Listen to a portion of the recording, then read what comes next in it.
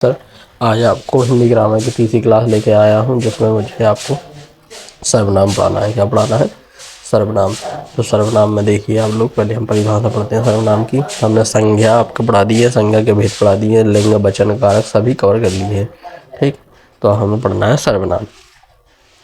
तो देखिए, वाक्य में संज्ञा की पुनरुक्ति से बचने के लिए संज्ञा के स्थान पर जिन शब्दों का प्रयोग किया जाता है उसे सर्वनाम कहते हैं, या शॉर्ट में हम कह सकते हैं वे सभी शब्द जो संज्ञा के स्थान पर प्रयुक्त होते हैं, यानी संज्ञा की जगह बोले जाते हैं, उन्हें हम सर्वनाम कहते हैं। जैसे मैं, तुम, वह, यह, वे, लोग आदि, ये सभी सर्वनाम शब्द हैं।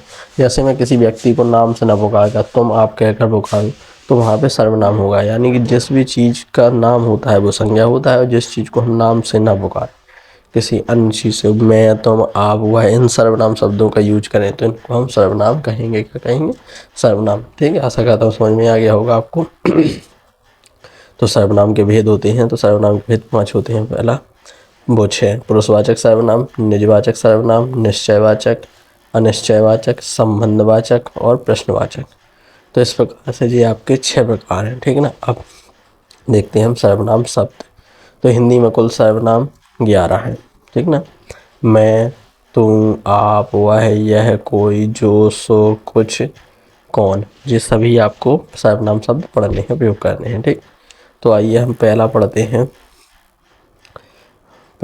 पढ़ते हैं पुरुषवाचक सर्वनाम। ठीक, परिभाषा है किसी व्यक्ति पुरुष के स्थान पर जिन शब्दों का प्रयोग किया जाता है वो पुरुषवाचक सर्वनाम कहलाते हैं।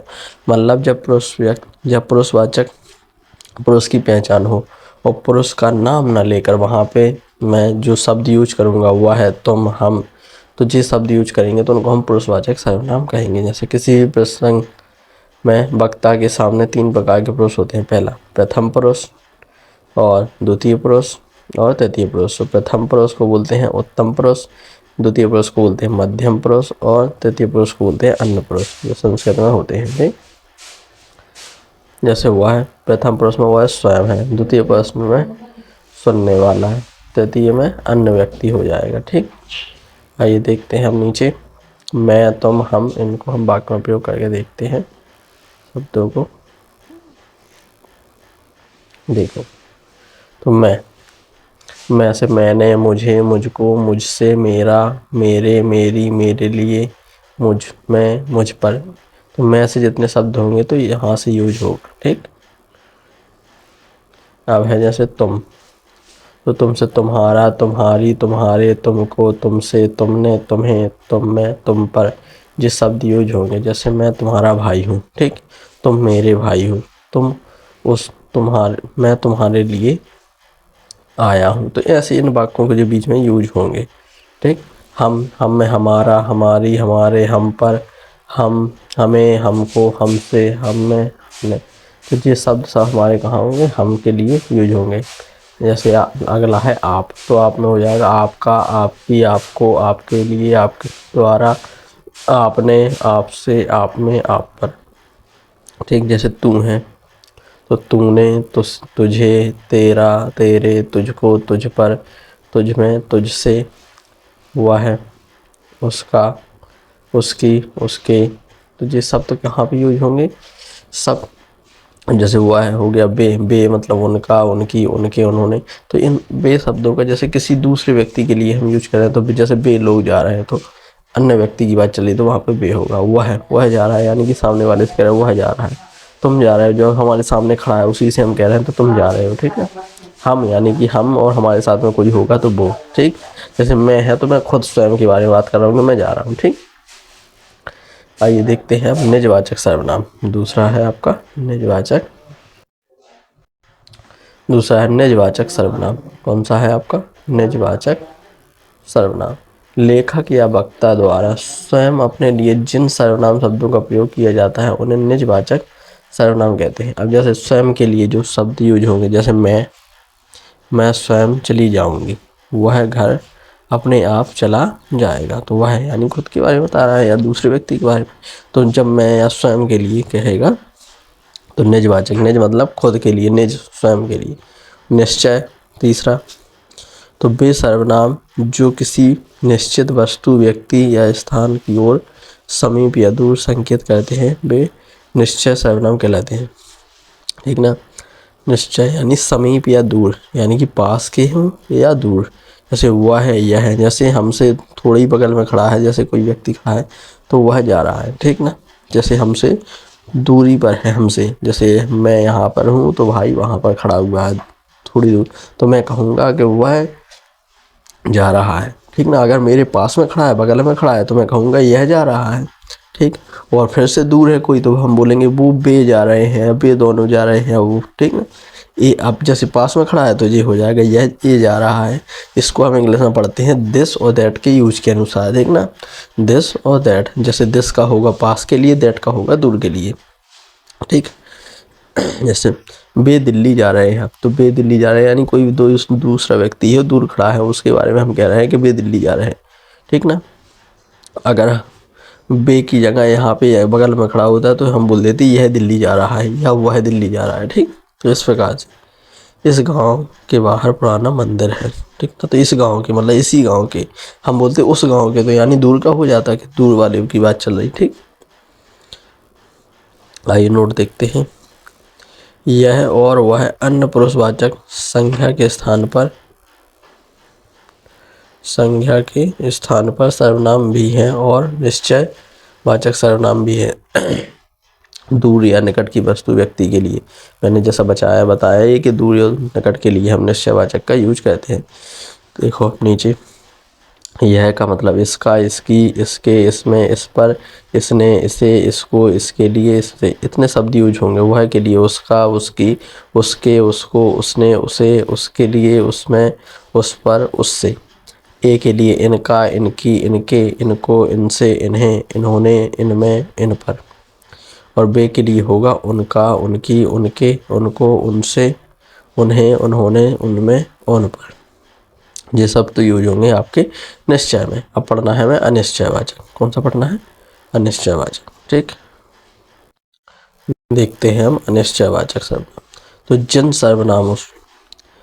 सर्वनामों का प्रयोग हम अनिश्चित व्यक्ति, वस्तु या स्थान के लिए करते हैं उन्हें अनिश्चयवाचक सर्वनाम कहते हैं। जैसे दूध में कुछ पड़ा, तुम्हारे घर कोई आया, कुछ लोगों को बात समझ ही नहीं आती। देखना, कुछ और कोई ऐसे शब्द आएंगे जो अनिश्चित होंगे तो उन्हें हम अनिश्चय वाचक सर्वनाम कहेंगे। जैसे दूध में कुछ पड़ा, पता नहीं है कि क्या है दूध में, लेकिन कुछ ना कुछ है, तो ठीक है अनिश्चय, हमें निश्चित पता नहीं है। तुम्हारे घर कोई आया, पता नहीं कौन आया, कोई तो आया है लेकिन पता नहीं कौन आया है। कुछ लोगों को बात समझ नहीं आती है, मतलब कुछ को तो आती है लेकिन कुछ को नहीं आती समझ में, पता नहीं कौन है वो कुछ लोग। ठीक ना। तो निश्चय नहीं है, इसलिए यहाँ पे अनिश्चयवाचक होगा। ठीक। जैसे कोई के लिए एक वचन होगा किसी को, किसी की, किसी के, किसी में, किसी ने, किसी से, किसी का, किसी पर। कोई बहुवचन में किन्हीं ने, किन्हीं को, किन्हीं से, किन्हीं का, किन्हीं की, किन्हीं के, किन्हीं में, किन्हीं पर। ठीक ना। तो जी यहाँ पे हम एक वचन बहुवचन के रूप में यूज करेंगे। ठीक।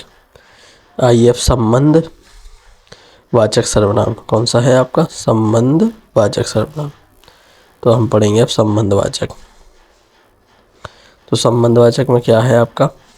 जो सर्वनाम दो वस्तुओं या व्यक्तियों का पारस्परिक संबंध बताते हैं, या तो वस्तुओं या व्यक्तियों से संबंध बताया जाता है तो वहाँ पे संबंधवाचक सर्वनाम कहलाते हैं। जैसे जो सो, जैसी वैसी, जहाँ वहाँ, जिसका जिसकी उसकी, जितना उतना आदि। वह कौन है जो मेरी बात नहीं सुन रहा? जैसी करनी वैसी भरनी। ठीक ना। ये शब्द है जैसी वैसी, जिसका उसका, जिसकी लाठी उसकी भैंस। तो जब ऐसे शब्द आने लगे एक का संबंध दूसरे से संबंध बताता हो तो वहाँ पे संबंधवाचक सर्वनाम होगा। जो के लिए शब्द हो जाएगा जिसका, जिसकी, जिसके, जिसको, जिसने, जिसे, जिससे, जिसके लिए, जिसमें, जिस पर। बहुवचन जो के लिए क्या होगा? जिन्होंने, जिन्हें, जिनको, जिनसे, जिनका, जिन पर और जिनके लिए। ठीक है ना। तो ये सभी शब्द होंगे आपके एक वचन और बहुवचन के लिए प्रयुक्त संबंधवाचक। आइए देखते हैं प्रश्नवाचक सर्वनाम। कौन सा? प्रश्नवाचक सर्वनाम। लास्ट है आपका प्रकार प्रश्नवाचक सर्वनाम। प्रश्नवाचक में आपको समझ में आना चाहिए कि क्वेश्चन मार्क होना चाहिए। क्या होना चाहिए? Question mark. ये है आपका क्वेश्चन मार्क इस प्रकार से, ठीक। तो प्रश्न पूछेगा, ठीक है ना। जिस सर्वनाम का प्रयोग प्रश्न करने के लिए किया जाता है प्रश्नवाचक कहलाते हैं। जैसे क्या कर रहे हो, तो क्या कर रहे हो, तो यहाँ पे क्या हो रहा है? क्वेश्चन पूछ रहा है। राधा को कौन बुलाएगा, ठीक है ना। तो कौन बुलाएगा पता तो है नहीं, कौन बुलाएगा, ठीक है ना। तो राधा को कौन बुलाएगा, प्रश्न पूछा है। तो कौन और कौन, अब बहुवचन में कैसे प्रयोग होगा? एक वचन में, तो एक वचन में देखते हैं किसका, किसकी, किसको, किस पर, किसमें, किसने, किसे, किसको, किसके द्वारा या किसके लिए। और बहुवचन के लिए किन्होंने, किनको, किन्हें, किनके द्वारा, किनसे, किनका, किनकी, किनमें, किन पर। तो इन सब का यूज होगा आपका एक वचन और बहुवचन के बारे में। जैसे मैं क्या पढ़ता हूँ, तुम क्या खाते हो, मैं कहाँ जाता हूँ, कहाँ, यहाँ, वहाँ, ये सब प्रयोग प्रश्नवाचक में आएंगे। किस में आएंगे? प्रश्नवाचक में, ठीक। तो आइए देखते हैं। सर्वनाम विकारी होते हैं। कैसे होते हैं? विकारी शब्द होते हैं, वचन और कारक के अनुसार परिवर्तित होते हैं, कर्ता कारक में मूल रूप में प्रयुक्त होते हैं, जबकि अन्य कारकीय रूपों में इनके साथ परसर्ग जुड़ते हैं। तो इस प्रकार से हमने पूरा सर्वनाम कंप्लीट किया है एक ही क्लास में। आइए आगे देखते हैं हम।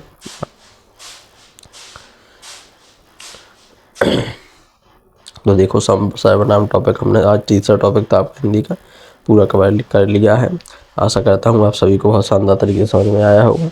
अगला टॉपिक हम लेके आएंगे आपका संज्ञा सर्वनाम हो गया। अब आएंगे अपन क्रिया पढ़ने के लिए। क्या पढ़ेंगे?